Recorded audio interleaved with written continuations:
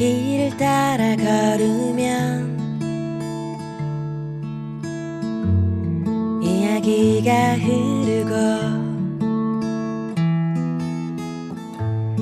하루를 따라 흐르면 마음에 시 한 줌 꽃처럼 아무것도 아닌 것이 풍경이 되는 일은 아름답다. 회복할 수 없는 삶을 살아가는 기도처럼 가방을 열면 너의 손이 담겨 있지. 의미도 무의미도 없이 피어나는 꽃으로. 박은정 시인의 풍경의 일부를 읽어드렸습니다. 저는 문장의 소리 DJ 김민정입니다.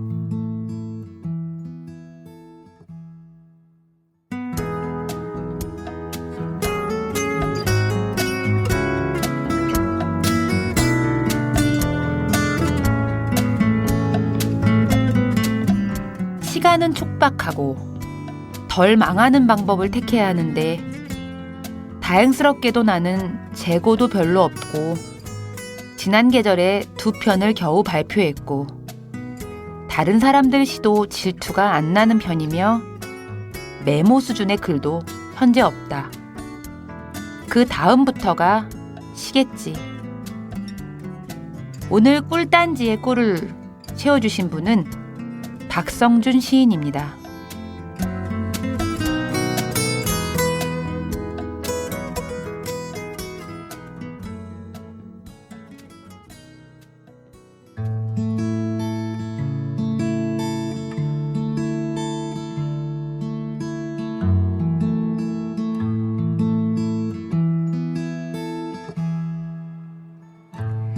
길을 따라 걸으면 이야기가 흐르고 하루를 따라 흐르면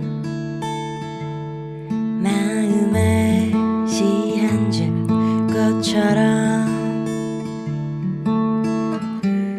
살며시 피어날 거야. 노래가 되어줄 거야. 당신을 안아주겠지. 그러니 귀 기울여봐.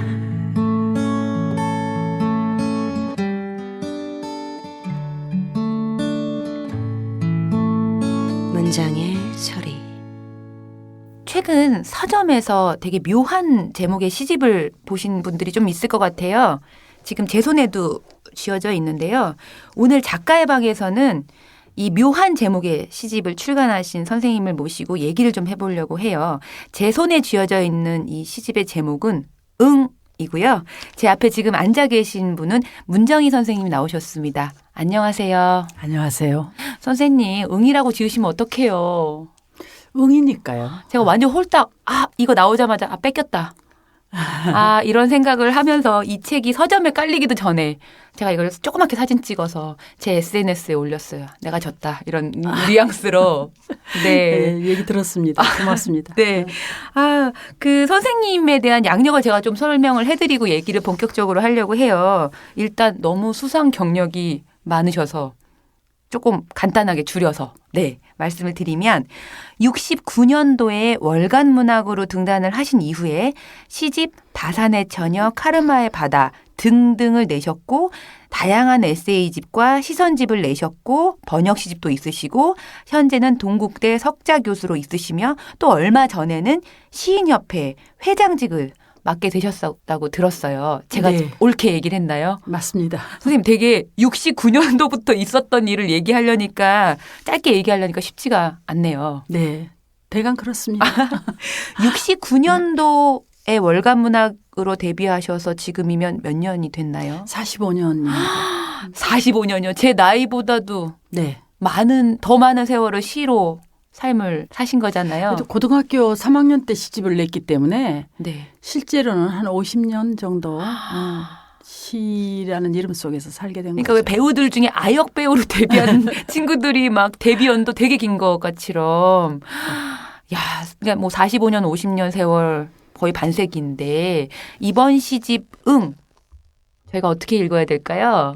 원응이라는 시는 네. 이 앞 시집 나는 문이다에 수록이 네. 되어 있습니다. 네. 그런데 응이 저는 지금도 그 시가 좋습니다. 그런데 이제 여기에 제목을 차용하게 된 것은 네. 45년 동안 시를 쓰면서 좀 거창하게 표현하면 사실 운명을 건 거죠. 네. 그런데 그러다 보니까 너무 시시 뭐 이러다 보니까 야성의 목청 같은 걸 조금 놓쳐버린 느낌이 있어요. 그것은 제 개인도 그렇지만 한국 문학사도 지금 1908년을 기점으로 하면 한 105년, 10년가량 되는 게 한국 현대문학사인데 초창기부터 너무 여성적 호흡이랄까요? 네. 뭐 김소울이나 미당이나 심지어 만해까지도 뭐 이육사 시인 정도 빼놓고는 거의 여성 호흡이잖아요. 그래서 부드럽고 우아하고 고요하고 상처를 사귀고 이런 호흡인데 이제쯤은 조금 이 시대의 어떤 속도 또 이 시대의 이 발랄함 이런 걸 자꾸 거칠고 폭력적인 사회고 너무 경쟁이다 이렇게만 얘기할 것이 아니라 이 시대의 호흡으로 이 시대의 이야기를 네. 시를 어떻게 좀 쓸 수 없을까 그런 생각 때문에 고민을 하다가 네. 응이구나 그러니까 네. 말하자면 네. 시가 제 내면 속에서 나 시요 하고 올라올 때 시인이 네. 응 그래 하고 그쵸. 얼른 예라고 하지 않고 네. 응이라고. 네. 네. 그리고 이제 응은 뭐 보시다시피 시각적 효과로도 네. 위아래 해와 균형감이 있고 응 할 때 네. 그 음성적 효과도 네. 좋고 한글이라는 것을 뭐 더 이상 표현할 수 없을 정도로 완벽한 소통, 네. 평화, 네. 관능, 긍정, 네. 뭐 여러 가지 뉘앙스를 가진 그런 언어여서 그냥 붙였습니다. 그러니까 저도 저 이 시집을 읽으면서 그러니까 제목에서부터 오는 응이 알겠다라는 느낌이 시작이 됐어요. 그래서 무릎을 쳤던 거였고 올 때 시가 어쨌든 올 때 내가 받아줄 거야라는 그러면서 네. 흥 같은 이게 취가 있더라고요. 그래서 이 약간 50년 가까운 세월의 시를 쓰면서 그 몸의 반동이 느껴지기도 하고 이 균형감. 그래서 이 시집들을 다 읽으면서 선생님이 결과적으로 응이라는 한국 우리말 에서 가져오신 게 세계적인 것들로 바라봤을 때도 되게 의미가 있다고 생각이 저는 들었어요. 물론 이거 번역 같은 거 생각은 했죠. 네. 근데 기본적으로는 진도 아리랑의 네. 아리랑 응응응 뭐 거기 그런 어떤 아주 내밀한 네. 흥분 거기서부터 응흥 네. 뭐 네. 여기까지 네. 그러니까 존댓말은 아니지만 미워할 수 없는 네. 반말이잖아요. 예. 응이. 예. 네. 그러니까 되게 순수한 마음에서 취해지는 것들. 생명의 원형이 내지르는 네. 소리라고 할 수도 있고 네. 동물도 아마 응 이렇게 들으면 응을 합니다. 닭도 소도 개도. 네. 아니 제가 왜 제목을 이렇게 길게 얘기를 했냐면 네. 제목을 어떻게 지어야 되는지를 고민을 하는 시인들이 사실 되게 많아요. 그런데 선생님은 지금까지 써오셨던 것들을 보면 되게 무릎을 칠 만한 제목들이 좀 있어요. 그러니까 이렇게 생각을 할 수 있네라는 제목들이 이번 시집 안에서도 사실 되게 많아서 시를 읽기도 전에 관심을 갖게 되는 제목들이 되게 많았는데 일단 선생님의 시는 우리나라의 누구의 시와도 비교할 수 없이 많은 언어로 번역이 됐어요. 그렇죠? 좀 번역에 대한 예를 좀 해주세요. 네. 아니 더 많이 번역이 된 시인도 계십니다. 그런데 이제 뭐 그러니까 엔솔로지 이렇게 작은 무슨 매거진에 소개된 것까지 하면 네. 한 20여 개국은 되고요. 20여 개국이요? 네. 그리고 이제 단행본 제 시집을 딱 한 거는 한 10개국 그 정도 됩니다. 네. 1개국도 힘들어요. 너무 힘이 들어요. 어떤 건 10여 개국이 어떻게 돼요? 그 이제 주로 영어권의 3권, 그다음에 프랑스, 독일, 스웨덴, 스페인, 그다음에 인도네시아, 일본, 이탈리 뭐 이렇게 쭉 되는데 다 섭렵하셨구만요. 남미 근데 어떤 거는 8년을 걸려서 나온 것도 있고요. 사실 거기에 그 치중한 번역. 많은 제 공력은 상당히 좀 있습니다. 네. 그리고 이제 번역해 주신 분을 잘 만나야 되고 네. 또 말하자면 기본적으로 그 번역에 대한 감각이 있어야 될 것 같아요. 어떤 시를 골라서 그 나라 문화권에 던지느냐. 두 번째는 통찰. 통찰. 그 나라 사회와 그 시대를 통찰하는 통찰. 셋째는 소통. 뭐 이런 정도로 해서 지금까지 아쉬운 것도 좀 있습니다. 그 중에는. 그러나 프랑스 같은 경우에 굉장히 이제 제가 상상한 이상의 효과를 가졌었고. 어떤 효과가? 예를 좀 예를- 자랑을 좀 해주세요, 선생님. 자랑이 필요해요, 우리한테는. 필트리 프랑스라는 유명한 아주 고급 그 국영 라디오에 외칠 필요 없다라는 프로에 50분 동안 특집으로 그 프로그램 이름이 외칠 필요 없다예요? 네, 어머, 너무 거기에 좋다. 그 제 시집이 소개된 다음 날은 줄리아 크리스테바가 출연했다 그래요. 정말? 아주 고급 프로그램인데 그래서 한 50분 동안 이제 그게 방송이 된 뒤에 이 출판사 사이트가 너무 검색을 하느라고 아마 다운이 됐다 그래요. 정말요? 어떻게 이렇게 코리아에 네. 그러니까 그 사람들은 아시아 여성이 네. 이런 여성이 있나 뭐 해가지고 그래서 굉장한 관심을 끌게 되고 그 여운으로 뭐 프랭땅 디 포엣이라고 시인들의 봄이라는 프랑스의 프랭땅밖에 몰라가지고. 네 프랭땅이 봄이더라고요. 네. 그래서 저는 백화점만 네. 물러나잖아요.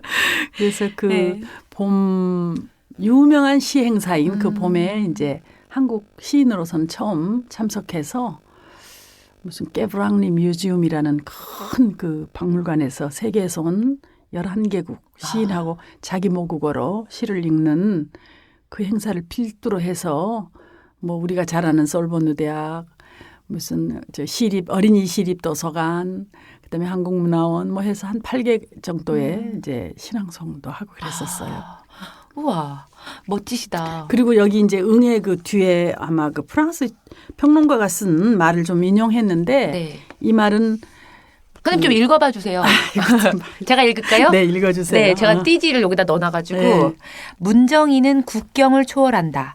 그녀는 세계적인 반항자인 것이다. 요 마음에 드시죠? 세계적인 반항자. 아주 마음에 들죠. 그녀의 시는 범속한 묘사, 즉각적인 감각으로 우주적 메타포와 결합한다. 와, 이분이 미셸 메나셰. 네. 저는 발음도 힘드네요. 근데 네. 이게 이제 유럽지에 실린 서평이거든요. 네네. 그 유럽은 아마 유럽 지성사에서 가장 지적인 그런 잡지이고 창간 때 첨부 지금까지도 계속 고수하면서 독자가 많아도 불리지 않는.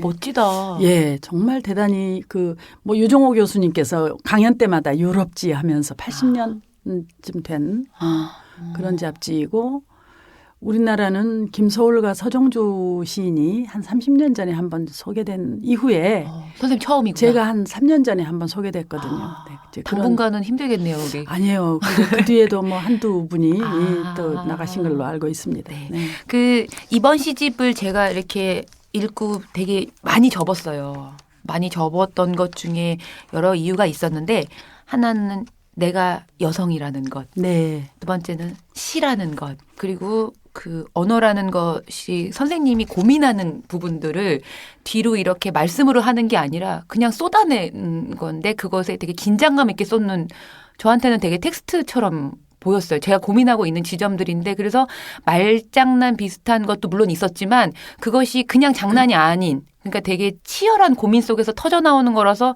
쉽게 이렇게 밑줄을 그을 수가 없어서 그냥 접으면서 제가 여러 번 봤는데 선생님한테 여성의 문제는 정말 죽을 때까지 해결이 안 되는 문제일 것 같아요. 저도 아까 제목들 얘기하실 때 제가 사실 제일 좋아하는 제목 가운데 하나가 네. 오라 거짓 네, 사랑하입니다. 네. 근데 그 네. 전에 이제 남자를 위하여라는 네. 시집을 낼 때부터 네. 이 남성이라는 테마를 한번 정면 돌파하지 않고는 문학적으로 네. 이게 여성의 문제가 어렵지 않나 해서 그때부터 이제 여성하고 그야말로 뭐 그 요즘 흔한 얘기로 젠더의 문제에 많은 힘을 기울였는데 이제 최근에 제가 느낀 거는 그것 또한 덜미가 아닌가. 여성이라는 것이 꼭 차별과 구별의 한 조건이 이미 아닌 건 사실이지만 여성이야말로 생명의 원형이고 늘 뭐 제가 묘사했듯이 네. 우주의 대지모이고 네. 이 자체로서 정말 이 시대에 딱 필요한 것이 여성이라는 테마더라고요. 그러니까 50년 고민하니까 네. 이렇게 말씀하시는 거죠? 예. 전 아직까지 고민하는 지점에 있으니까. 그래서 네. 물론 사회적 구조로 보면 네. 정치 사회적으로 보면 경제적 구조로 보면 여성이 아직도 뭐 한국 사회에 어쩌고 저쩌고 하지만 아직도 수문장들은 다 남성이고 네.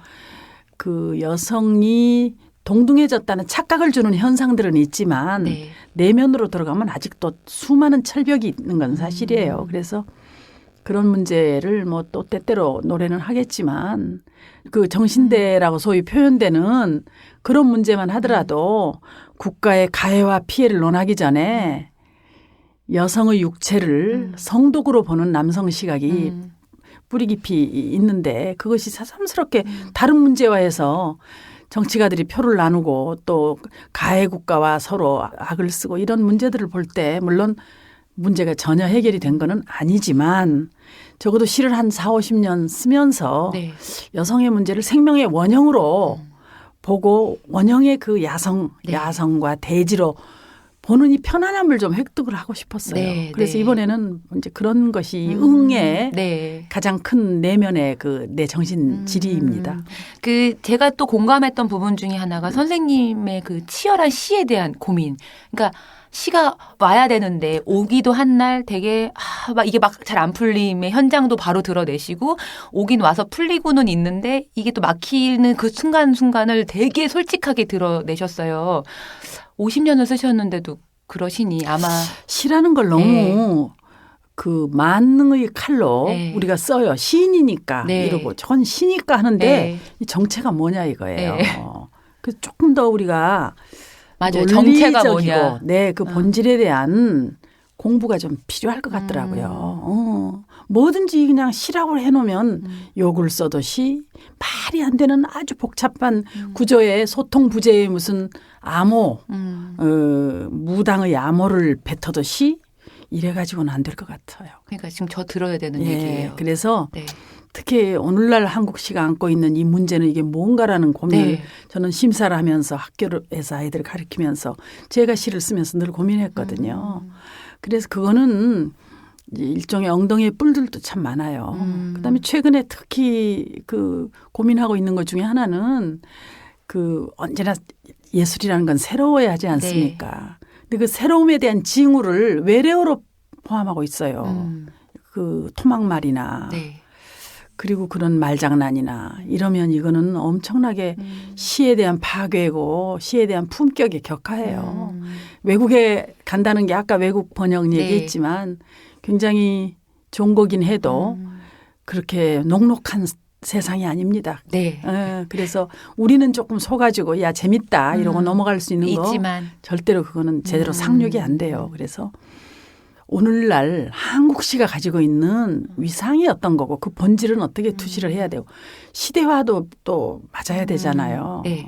그래서 우리 한국인만이 할 수 있는 그래서 제가 최근에 늘 한 얘기 중에 하나 세계 문학이 한국 문학을 수용하지 않고는 네. 더 이상 생생하지 않다는 걸 느끼게 해주겠다 이러고 큰 소리를 쳤어요. 무슨 어떤 뭐 노벨이니 뭐니 이런 컴플렉스 때문에 네. 자꾸 우리도 좀 껴주세요 네. 하는 응석이 너무 응석. 화가 나고요. 외국에 갈 때마다 그런 태도가 저는 또 견딜 수가 없었어요. 그래서 너희들이 우리 한국시에 이런 발랄함과 이런 복잡함과 그다음에 우리 한국 사회가 겪고 있는 이런 여러 가지 사회적 경험들이 정말 그 실험하면 근사한 경험들이 많거든요. 그렇죠. 네. 그래서 이거를 당신들이 품지 않으면 아마 당신들 세계문학 자체가 시시할 걸 이런 좀 태도로 하기 위해서는 내 스스로가 조금 잘 단련되고 정제되고 품격 있고 이래야 되지 않겠나 네. 이런 고민들을 좀 했어요. 전 또 이번 시집 보면서 선생님께서 좀 인용을 한 부분들을 꼼꼼히 밑에다가 표시를 해 주셨어요. 그럼요. 네. 그걸 보면서 잊어버렸던 그 시인들 뭐 작품들도 대한 관심이 많으면서 이렇게 눈이 앞에만 보고 있다가 뒤 옆 막 귀도 열리면서 이렇게 오감 확 열면서 이게 요렇게만 보지 않아야 되겠다라는 생각이 좀 들었어요. 그런 부분에 있어서 괜히 이걸 갖다 쓰는 그런 느낌이 아니고 이게 좀 같이 가는 느낌 그런 걸 좀 받았었는데 그 이번 시집을 내시면서 또 시인협회 회장님도 되셨잖아요. 그런 감투 쓰는 거 별로 좋아하시지 않다는 거 제가 알고 있는데. 그 시인협회 회장 취임사 첫 마디가 네네. 시는 혼자 쓰는 것입니다. 시인이라는 이름은 너무 부드럽고 향기로워서 네. 어떤 메달과 훈장을 달 수가 없습니다. 이렇게 썼거든요. 지금도 여전히 그 생각은 똑같고 네. 그다음에 다시 시 얘기로 돌아가서 네.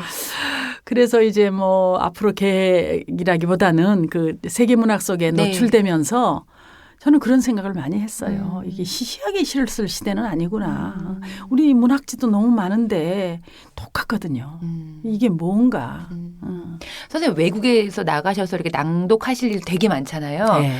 제가 이제 그 자리에 있어 본 적이 한 번도 없어서 그냥 호기심이 좀 드는데 보통 선생님이 낭독을 하시거나 이제 그러면 시를 이렇게 듣잖아요. 그 나라 사람들이. 대부분 어떤 반응들을 보여요? 조금 준비가 필요합니다. 네. 우선 네. 미리 번역된 시를 나누어 준다던가 아니면 그 나라 사람들이 프랑스면 프랑스, 뭐 스웨덴이면 스웨덴 사람이 미리 읽게 해서 저 내용이 뭐라는 것을 청중이 알게 하고 낭독하시는 낭송을 한다든가 그렇게 하는 방법이 있고 네. 저는 그냥 우리 한국어의 모국어만 들려드리는 거죠. 그러니까 예를 들어서 시라는 것이 피카소가 이상한 그림 그러니까 이게 무슨 뜻이냐고 어느 청중이 아니죠. 그 관객이 네. 물으니까 새소리의 의미를 묻느냐 이 그림만 봐라 뭐 이렇게 대답을 했대는데 한국 시의 언어와 한국어와 네. 한국 시인의 육성과 네. 그 속에 그 미리 전달된 주제를 네. 하면 네. 충분히 즐길 수 있지 않겠나 해서 네. 반응들이 네.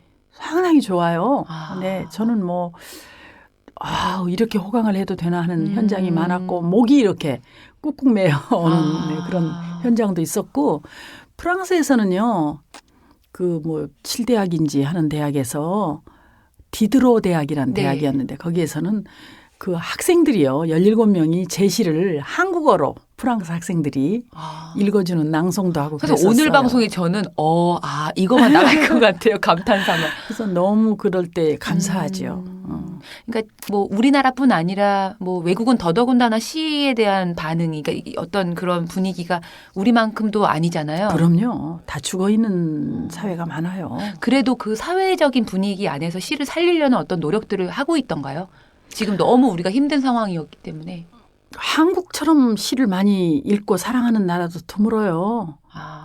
뭐 프랑스의 시인들의 봄 이러고 하고 네. 작년 경우에 그 홍보대사가 드닐라방이라는 뽕레프의 연인의 네. 주인공 남자 배우가 홍보대사이기도 하고 그랬는데 그분들은 오히려 이 한국 여성 시인의 이에 대한 이 관심을 기점으로 시를 살리겠다고 정말요? 하더라고요. 그러니까 프랑스 시는 이미 죽었다. 그러나 살려야 한다. 이런 것들 때문에 몇만 장의 우편 엽서를 시를 해서 뭐 랭보의 시, 보들레르의 시에서부터 오늘날의 시인까지 해서 시 편지 쓰기 운동도 하고. 정말요? 네. 그렇게 하고 있지. 시라는 것이 그렇게 막 활성화되어 있지는 않아요. 근데 미국 경우는 너무 인터넷이 발달하고 네. 또 휴대폰 다 들고 있으니까 거기에 이제 미국민이 사랑하는 10,000개의 시, 1,000개의 시 이런 시리즈가 있어서 뭐 공항 같은 데서 혹시 비행기가 이렇게 연착이 되면 거기서 소설을 읽기에는 너무 이제 길고 뭐 그러니까 시를 그렇게 검색을 해서 읽는데요. 우와, 그건 되게 좋다. 네, 그래서 시들이 사랑을 많이 받고 있다 그래요. 그래서 이 인터넷 시대, 이 시대와 잘만 이렇게 하면 시는 그 살아갈 구멍도 크지 않나 싶어요. 그 뭐 초청을 받으셔서 해외에 나가실 일이 좀 있으시기도 하지만 워낙에 선생님은 방랑객이시고 여행도 좋아하시잖아요. 그 최근에 다녀오신 나라 중에서 전 너무 많아요. 왜 그러냐면 한국어와 조금 결별을 하면 훨씬 시가 잘 써져요. 정말요? 너무 집에 앉아서 그러니까 애인도 왜 막 당신 사랑해 그러고 붙들면 넌더리 치고 도망가 버리잖아요. 그래서 저는 막 책에 맨날 휩쓰여 있고 밤이나 낮이고 좀 미쳐 있죠 사실은. 네. 그러니까 그렇다고 뭐 좋은 작품이 써지는 것도 아니고 무슨 보상이 생기는 것도 아니고 너무 한심한 삶이죠. 그럴 때 이제 여행을 멈추지 않고 갑니다. 가서 이렇게 한국어와 조금 결별을 하고 있으면 한국어와의 결별로 그럼요. 여행을 네. 그러면 뜻밖의 어떤 것들이 별처럼 떠오르고 어둠 밤의 별같이 이렇게 네. 그래요. 그래서 최근에 다녀온 건 금년도는 6월에 스웨덴에 가서 신앙송 했고요. 그다음에 9월에는 다시 6월에 일본에 신경림 선생님하고 베이타오라는 시인하고 초대받아서 생명을 노래하는 시 뭐 이런 제목으로 가서 또 했고 그다음에 9월에는 중국의 사마천 학회에서 제가 사랑하는 사마천 당신에게라는 시가 있잖아요. 네. 그래서 사마천 보러 간 김에 그 학회 12명의 시인하고 또 잠깐 만났고 그다음에 홍콩 폴리텍 대학에 지금 홍콩이 민주화 운동 네. 때문에 뭐 굉장히 천막 그런 상황인데 네. 뭐 걱정을 하면서 갔어요. 근데 홍콩은 우리 때는 막 최루탄에 네. 범벅이 되고 그랬는데 말하자면 타켓이 그 정부가 거리감이 있어요. 중국 본토에 있기 때문에 네. 홍콩민 전체가 그 데모하는 사람들을 굉장히 아끼고 있더라고요. 동정하고. 그래서 분위기가 조금 다른 거기에서 저도 굉장히 또 뭔가 또 아주 좋은 경험을 했습니다. 응을 느끼고 오셨겠군요. 그럼요. 당연히 그랬죠. 네, 네. 그리고 홍콩 그 폴리텍 대학에 그또 초 엘리트 이과 대학이잖아요. 그 청중 학생들의 그 경청의 태도 너무 좋았고 우리 한국 학생들 그 뭐 아우성 치는 거나 그래서 제가 K-팝 덕을 좀 보나 하는 생각까지 할 정도로 반응이 좋았어요. 그리고 다시 일본에 가서 조사이 국제대학에서 이토 히로미라는 일본 대표적인 여성 시인과 미즈다 노리코라는 예일대를 또 나왔다는 아주 75세의 그런 또 유명한 시인과 여성의 신체에 대한 토론을 하면서 미래 여성시의 언어는 무엇인가 테마가 너무 좋아요. 그걸로 했는데 그것을 할 때 그게 이제 지난 한 11월 달에 행사인데 정말 그때 제일 부러웠던 건 청중이에요. 300명의 정말 그 클릭해서 선착순으로 왔던 그 지적인 청중이 꼼짝없이 2시간 동안 앉아서 경청하고 그런 말하자면 일본이라는 나라를 우리가 너무 쉽게 자꾸 한국과 비교하지만 거기에는 지성이 살아있다는 거. 그런 것 때문에 참 감동적이죠. 선생님 얘기를 들으니까 저는 뭐 그냥 뭐 부천 막 이런 동네 얘기할 때 선생님은 막 그 지구본을 갖고 돌리시는 좀 그런 느낌이 나는데 사실 저는 올해 선생님을 뵀는데 얼굴의 변화가 사실 많지 않으세요. 그러니까 뭔가 할 일이 늘 있고 늘 마감이 있다라는 건 나쁜 일은 아닌 것 같아요. 어떨 때는 아침 브런치부터 약속을 해가지고 저녁까지 선생님 작작하세요. 아니, 그래서 속으로 네. 이게 최고로 지금 나쁜 뉴스예요. 저한테. 시인이 그래서는 안 되거든요. 시인은 게을러야 되고 던져져야 되고 네. 구속지에 가야 되는데. 선생님 그러신 적이 있으셨어요? 저는 너무 그랬어요. 매번이. 나는 그런 시절이 너무 그리워요 지금. 그러니까 그러신 적이 별로 없으시죠? 그냥 던져주기만 한 적이 많아요. 맨날 던져졌어요. 혼자. 정말? 예. 근데 약속 많고 그러신 거 아니에요? 전혀. 저는 약속 없음, 할 일 없음 이것이 저한테 주는 최대의 선물인데 밖에만 나오면 이놈은 머플러 때문에 네. 너무 사람들이 화려하게 봐요. 방금 어디 홍콩에서 탁 도착한 파리에서 에어포트에서 내린 여성같이 보거든요. 선생님 막 반지 이런 액세서리도 하신 거 보면 그냥 화려하세요. 저는 그런 걸 좋아해요. 네. 왜냐하면 제가 저를 부추겨줘야만이 제가 에너지를 잃지 않으니까. 네. 그러니까 그런 거는 조금 우리 문화에 없었던 것 같아요. 그러니까 저희 그렇죠. 엄마보다 조금 나이가 더 많으신데 저희 엄마는 자식들이 먼저인 거고 그래놓고 나중에 상실감 때문에 우울해지는데 자기가 자기한테 뭘 채워줘야 되는지 잘 모르더라고요. 근데 제가 질문을 그 얘기를 드리려고 했거든요. 내가 나를 사랑하는 방법. 그게 가장 중요한 일 같기도 하거든요. 치명적인 질문이기도 해요. 뭐냐면 어렸을 때 그 나이든 엄마의 마흔이 넘은 엄마의 막내딸이었거든요. 네. 네가 최고다. 너는 하늘 아래 너뿐이야. 이런 그 뭐 자긍정신에 대한 주입이 내 교육의 전부였어요. 그리고 어머니는 희생을 했거든요. 네. 그러니까 저는 어디서든지 주인공이 아니면 너무 불행해요. 그것도 되게 힘든 일인데. 이게 일생의 저를 망치는 것 중에 하나였죠. 어찌나 불행한지 견딜 수가 없는데 다른 주인공보다 시이고 싶은 거예요. 그래서 이건 안 되겠다. 정면 돌파. 그래서 이제 한 20, 30년 전부터 이게 뭔가 결국 좋은 시인이 되기 위해서는 많이 읽고 많이 쓰는데 그 읽는다는 것 속에는 많이 경험하고 이런 네. 말도 되잖아. 그렇게 해서 어떤 깊은 천착이 없으면 네. 발라당 돌아다니는 시인은 안 된다는 거. 네. 네. 그래서 그 끼도 있고 네. 내가 늘 가서 어디 가서 이뻐야 되고 여주인공이어야 되는데 그걸 죽이면서 네. 집에 앉아 있으니까 너무 불행했죠, 삶이. 저 선생님 시 목소리로 한번 듣고 싶어요. 네. 저는 너무 많이 읽었는데 저 어떤 시를 읽어봐 주시겠어요? 나의 자궁. 아, 뜨겁다. 읽어봐 주세요. 네. 나의 자궁. 유럽 다큐 채널이 서재를 찍겠다고 찾아왔을 때 서재는 나의 자궁이라며 정중히 거절했다. 감독은 예술적인 각도로 카메라를 들이대겠다며 자궁보다 기적을 찍겠다고 했다. 17층 공중에 떠있는 자궁. 창밖은 전망이 아니라 뒤엉킨 시멘트 부동산들. 책들이 폐잔병처럼 제멋대로 눕거나 포개져 있는 거기 나는 쫓기는 검은 개와 살고 있다. 옆방에서 남편이 코를 골고 방귀를 뀌고 채무자와 채권자와 큰 소리로 전화를 하고 이빨 가는 소리 방치한 곳. 음식들은 진종일 쉰 냄새로 쳐들어오고 화장실은 오물을 내릴 때마다 정교하게 나의 감수성을 함께 훑어내린다.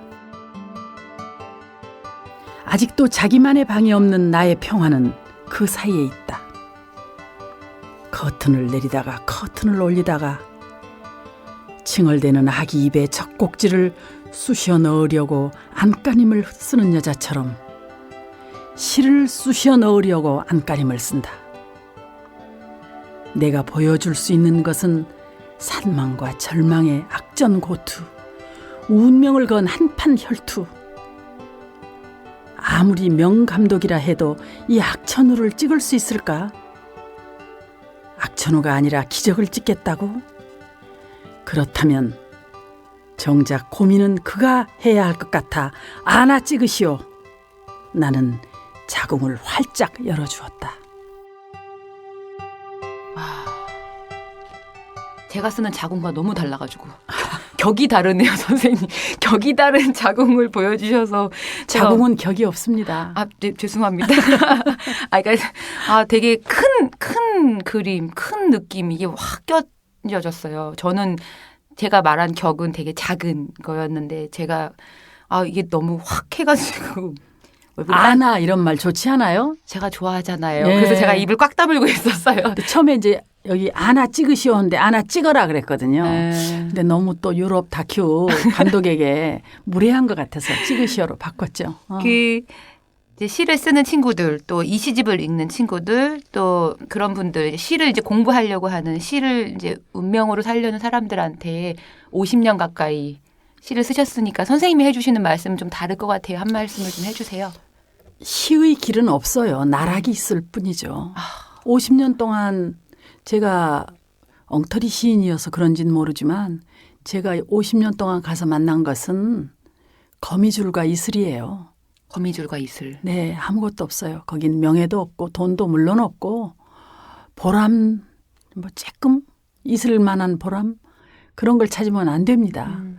거미줄과 이슬인데 다만 그 거미줄과 이슬이 그 허공했던 그 불가사의하고 그 불가해하고 그 나약하고 아무것도 아닌 그것이 바로 맨하탄에 있는 빌딩보다 광화문 강남에 있는 어느 고층 아름다운 건축물보다 아름답다고 느껴질 때 당신은 운명을 거기에 거세요.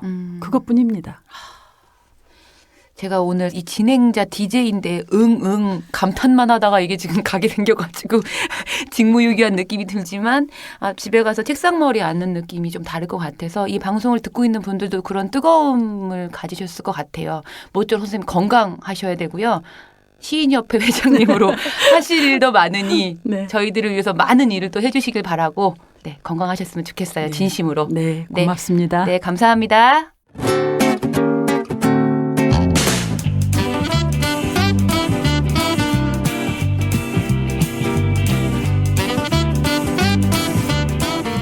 문화예술 생태계에서 다양하게 활동하고 있는 분들을 모시고 이야기를 나눠보는 코너죠. 사랑방의 꿈단지. 오늘은 스포츠에 대한 이야기를 해보게 되었어요. 과연 어떤 분이길래 문화예술계와 스포츠계의 연결고리를 이렇게 이어주실 수 있는지 지금 제 앞에 나와 계시는 젊은 남자분 한 분을 소개시켜 드릴까 합니다. 주성치 축구단의 한민국 씨 나오셨습니다. 안녕하세요. 네, 안녕하세요. 주성치 축구단도 낯설고 한민국 씨도 낯설어요? 네, 둘 다 아무래도 좀 생소할 수 있을 것 같습니다. 네, 제가 사전에 받은 프로필을 잠깐 좀 보니까요. 이름은 한민국입니다. 나이는 28살입니다. 서로 발길질하는 것이 두렵지 않다면 친구가 될 수 있습니다. 주성치 축구단 총무이자 미드필더로 활약 중입니다. 라고 쓰셨어요. 네. 서로 발길질하는 것이 얼마나 두려운 일이지 않을까요? 가령 그 발길질이라는 게 네. 그 싸움에서만 통용되는 단어가 아니라요. 네네. 축구를 하면서 이렇게 서로 발을 공유한다는 의미에서 제가 좀 자주 사용하는 단어인데요. 네네. 네, 그런 부분에서 좀 그런 두려워하지 않는다면은 친구가 좀 될 수 있지 않을까 싶은 생각에 그렇구나. 네. 아니 왜냐하면 저는 축구가 사실은 몸싸움이 되게 거칠게 해야 되는 스포츠인데 네, 맞습니다. 그 발길질 서로 하다가 겹치거나 서로 몸이 부딪혀야 되는 그 순간들이 너무나 공포스러워서 네. 저한테 만약에 운동을 할 수 있는 인자가 있다면 저는 배구 선수를 하고 싶거든요. 배구요? 그러니까 나는 내 플레이, 그러니까 물론 뭐 협박을 하는 거긴 하지만 몸싸움이 그렇게 심하지 않은 것이 전 좋더라고요. 그럴 수 저는 있죠. 친구 없이 살아야 될 것 같아요. 그 주성치 축구단이 뭐 하는 데예요? 주성치 축구단은 네네. 사람들이 흔히들 이제 주성치 축구단이라고 하면 네. 원래는 문화예술인들 주축으로 이뤄진 팀이라고 알고도 있고 그렇게 자주 소개를 드리는 편인데요. 네. 저 같은 경우는 좀 축구 순정 집단이라고 좀 말씀을 드리고 싶어요. 축구 순정 집단. 네네. 네. 주성치 축구단이라는 이 축구단을 처음 만든 사람이 누구예요? 원광대 문학회 사람들이라고 저는 알고 있습니다. 원래 그 오비가 있군요. 네, 그 오비가 한 15년 전쯤에 생겼다가 이렇게 점차 네네. 서울로 그들이 올라오면서 이제 파생된 팀이라고 볼 수 있습니다. 그럼 원광대 출신들이 만들었는데 이제 누구 들어가고 빠지고 뭐 이러면서 그 이름이 이제 주성치 축구단으로 바뀐 거군요. 네네, 맞습니다. 그러면은 이름이 네. 그냥 욱하네요. 민국 씨. 네. 네. 이 축구단 안에서 그럼 민국 씨는 무슨 일을 하는 거예요? 물론 뭐 포지션으로는 미드필더로 이제 선수로는 뛰고 있다고는 했지만 총무라고 해서. 네, 맞습니다. 네네. 뭐 하세요, 주로? 뭐 총무라고 하면은 경기 일정을 조율하고 저희가 공을 찰 수 있는 운동장을 섭외하고요. 네. 또 예약이 완료되면 상대팀도 섭외하고 단원들에게 연락 돌리면서 경기가 이렇게 잘 운영되게끔 하는 그런 잡일들 도맡아서 하는 직이라고 보시면 되겠습니다. 옛날로 치면 주무 같은 거죠. 농구단의 주무 같은 거. 맞죠? 주무란 단어 진짜 오랜만에 듣네요. 오랜만에 듣죠. 네. 주전자 들고 다니고 막 온갖 잡일 다 하시던 네네, 맞습니다. 가장 없어서는 안 되는. 네네. 지금 몇 명이나 팀에 소속들이 있어요? 명단으로 따지자면 20명 정도 가까이 되는데요. 네네. 경기를 나오시는 분들은 한 13명, 14명 정도. 아무래도 다들 이제 직업이 있으시고 네네. 일정이 되실 때만 나오다 보니까요. 평균적으로는 그 정도 됩니다. 평균적으로 시합이 얼마 만에 한 번씩 잡히는 것 같으세요? 격주에 지금 한 번씩 잡고 있어요. 그거를 꾸준히 유지하고 있는 거예요? 네, 맞아요. 그렇구나. 저희가 알만한 분들 뭐 누구 있어요? 글쎄요. 지금 저희 감독님으로는 이준규 시인이 있고요. 준규 선배 감독이에요? 네네. 감독 일을 잘 하나요?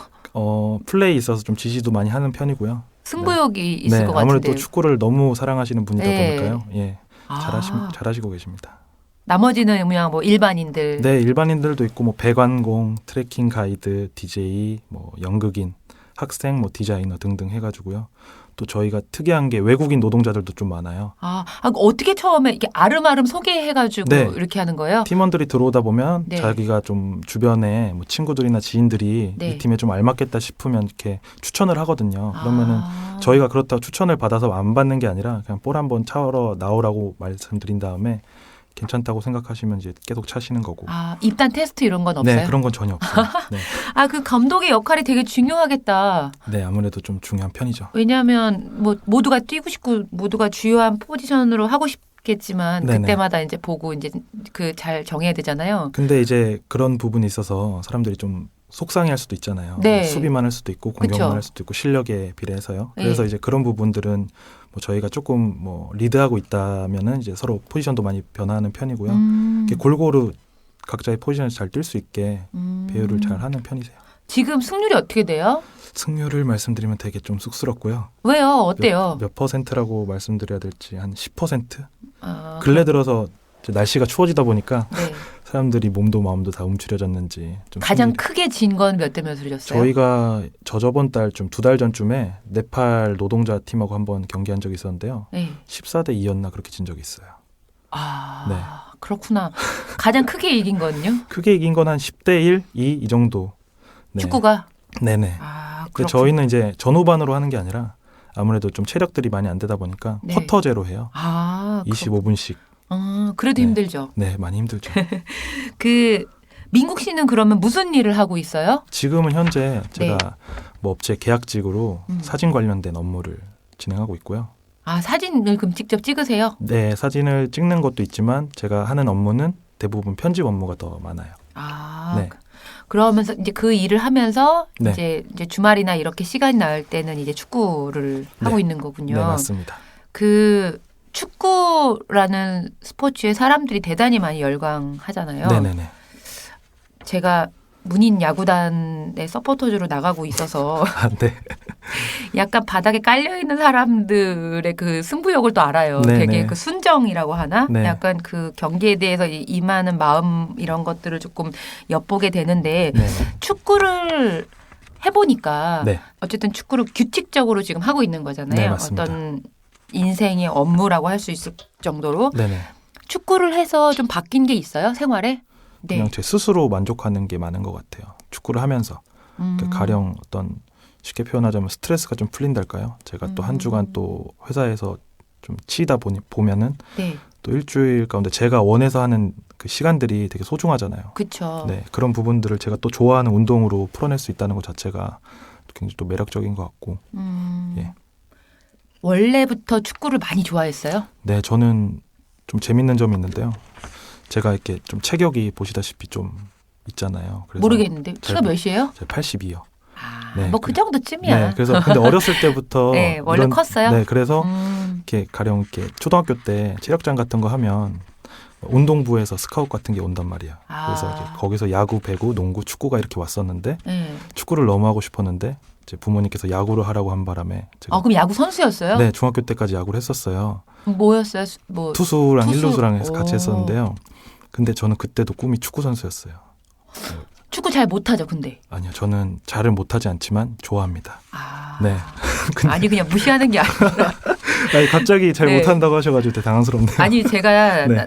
남자들을 잘 안 믿게 된 게 네네네. 나 좀 해 이렇게 해놓고 막상 그 필드에 나가면 진짜 못하더라고요. 대부분이 그렇죠. 선출들이 이렇게 공 던지거나 네. 이제 야구 방망이 휘두르는 거 이렇게 보잖아요. 네네. 어이가 없는 경우 너무 많아가지고 네, 맞습니다. 필드에서 짱욕이 막 나가더라고요. 재밌고 왔는데 막 이런 거 있잖아요. 네네네. 그래서 웬만하면 이제 깔고 시작해. 너 못하는데 잘난 척하는 거 아니냐 이런 게 네. 불신이 생겨가지고 네. 네, 아니 뭐 잘하신다고 하니까 한번 보러 가야겠네요. 네, 한번 시간 되실 때 오시면. 네. 네.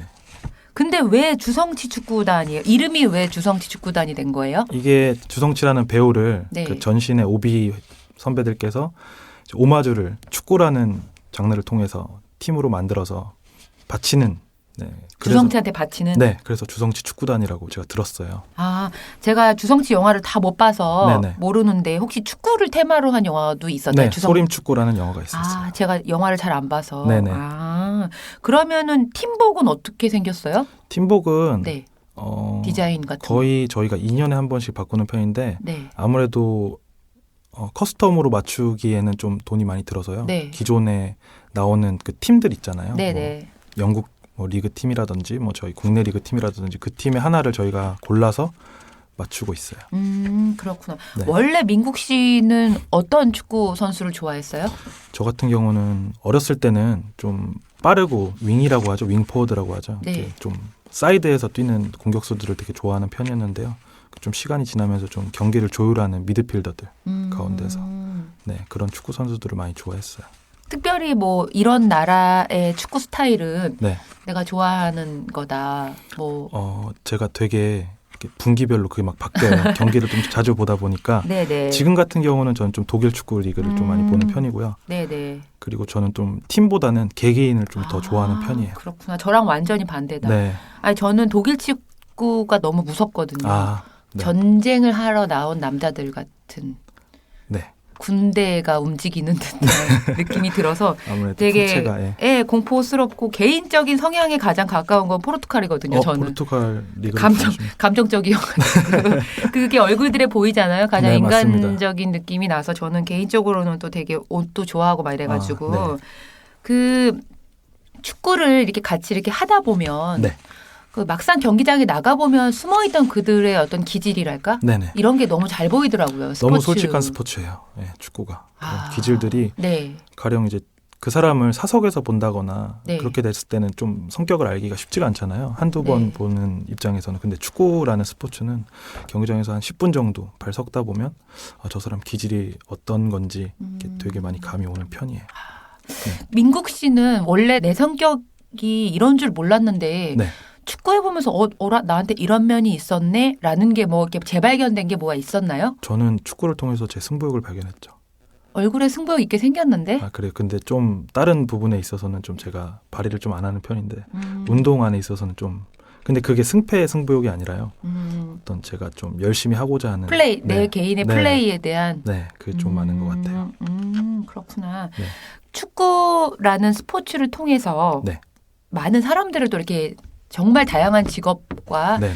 뭐 나이를 네. 이렇게 다양한 연령체들과 이렇게 친함이 이루어지는 거잖아요. 네, 맞아요. 어떤 것을 가장 많이 배웠던 것 같아요? 그렇게 다양한 사람들하고 섞여서 있으면서? 글쎄요. 배웠다. 어떤 유연함인 것 같아요. 사람을 만나면서. 유연함. 제가 주성치 축구단을 네. 막 입대하기 전에부터 시작해서 지금까지 하면 거의 한 7년 정도 되거든요.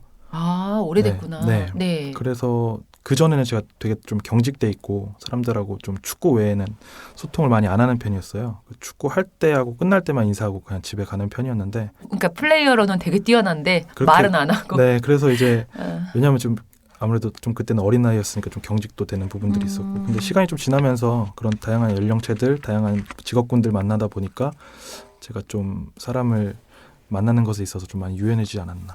네. 그게 정말 어려운 거죠. 유연성이라는 게. 네네. 이게 사회생활하면서 참 갖기 어려운 건데 네. 그 가장 기억에 남는 분이 계세요? 뭐 다양한 직업군들이 계셨지만 와 이런 분은 좀 되게 독특하다 이런 분들 만난 게 있으세요? 트레킹 가이드 하시던 분 계시고요. 네네. 그다음에 레스토랑 사장님인데 네. 외국인 노동자세요. 사장님인데.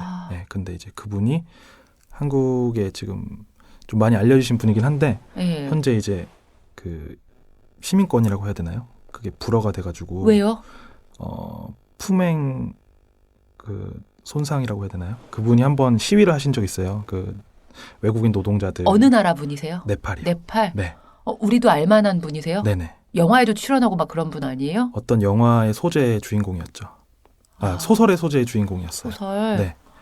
근데 품행에 문제가 있으면 그게 안 나와요? 네, 그게 안 나온다고 하더라고요. 근데 한국 분이랑 결혼도 하시고 자녀들도 이제 셋이나 있는데요. 근데도 안 되는 거예요? 네, 그래서 안 돼가지고 시위했었다는 전력만으로? 네, 그 시위가 어떤 시위였냐면은 폭력적인 시위가 아니라 네. 하시고 있는 레스토랑이 네. 이제 철거되는 위기에 있어서 그런 활동을 하시다가 이제 그렇게 되신 것 같아요. 주성치 축구단에서 뭔가 해결을 해야겠다. 근데 이게 저희가 가진 힘으로는 절대 해결할 수 있는 부분이 아닌 거라는 거를 근래 들어서 좀 많이 느끼고 있고요. 그래요? 네, 갑자기 울컥하는데요. 네, 저도 좀 울컥하네요. 그 앞서서 이제 그 네팔 분들하고 축구 했었다는 얘기, 한참 큰 스코어로 지셨다는 얘기 네네네. 해주셨잖아요. 네. 와, 저는 네팔 무시하는 게 아니라 네. 축구하는 네팔인들을 많이 본 적이 없어가지고. 저도 상상해 본 적이 없어요. 축구하는 네팔인들. 아, 네. 근데 잘하세요. 그게 어떤 그들이 그 노동하는 현장에서 받았던 스트레스를 저희한테 푸는 건지 잘 모르겠는데 네. 굉장히 잘하더라고요. 굉장히. 이게 발기술들이 네. 뭐 그냥 체력으로만 하는 운동이 사실은 또 아니거든요. 축구가요. 그렇죠. 네. 지략 싸움도 되고 네. 막 이럴 텐데. 그런 부분이 있어서 굉장히 놀랐었어요. 아, 그분들 축구하면서 뭐 화이팅 이런 거 다 네팔 말로 하나요? 아니요. 그분들이 또 신기한 게 네. 대부분들이 축구를 하면서 뱉는 언어들이 다 한국어예요. 욕도 하세요? 네, 욕도 굉장히 많이 하고요. 아, 진짜요? 네, 굉장히 한국말로 욕하면서 네. 하는 거예요? 한국말로 욕을 해요. 되게 신기하더라고요. 아, 되게 재밌겠다. 네, 그 부분들 보면은 되게 좀 낯설지만 뭔가 또 정겹기도 하면서 아, 저분들도 우리랑 또 어울릴 수도 있구나 이런 생각도 많이 들고요.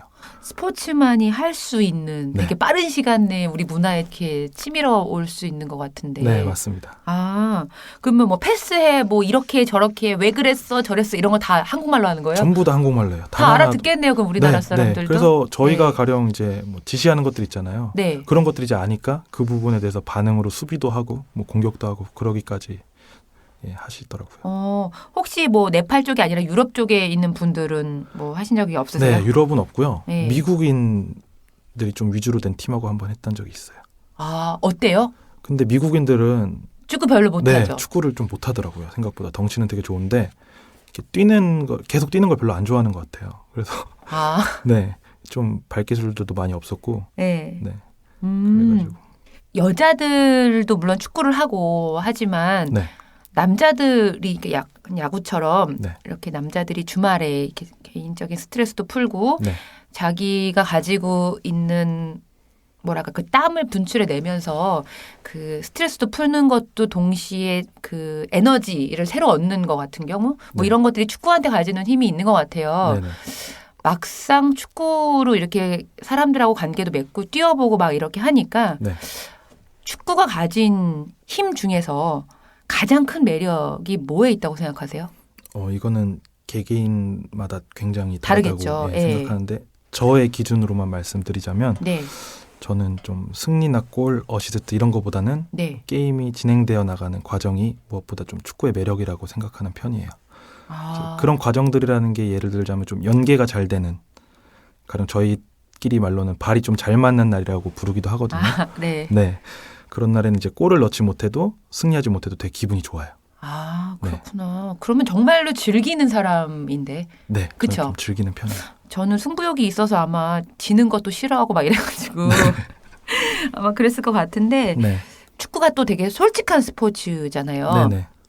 그 총무로서 이 팀에서 이제 발휘하는 민국 씨만의 역할이 있을 텐데 네네. 감독에 대한 욕심도 좀 있어요? 아니요, 저는 아무래도 좀 나이가 어린 편이고요. 네. 그런 부분 지시하는 것에 있어서 좀 부담스러워요. 그래도 굉장히. 내가 이렇게 선수 교체 이렇게 하고 있으면 좀 이겼을 수도 있지 않을까 이런 생각 안 해봐요? 냉정하게 말씀드리면 그런 때가 있긴 있죠. 근데 좀 그렇게 자꾸 하다 보면은 좀 승부에 좀 승리 위주로 좀 집착하게 되는 경향이 생기는 것 같아서 좀 많이 절제를 하는 편이에요. 그렇구나. 제가 그냥 축구를 또 워낙에 좀 좋아하다 보니까 네네. 오늘 되게 두서없이 막 많은 질문을 던졌던 것 같아요. 네, 그렇죠? 아닙니다.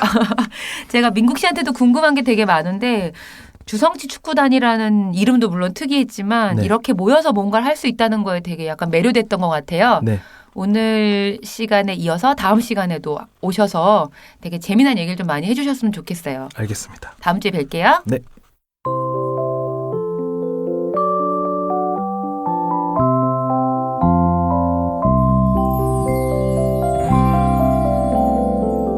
(20세기와 21세기의) 사람들은 나일론이나 폴리에스테르를 방수 처리해 살 때 입힌 우산을 사용했다.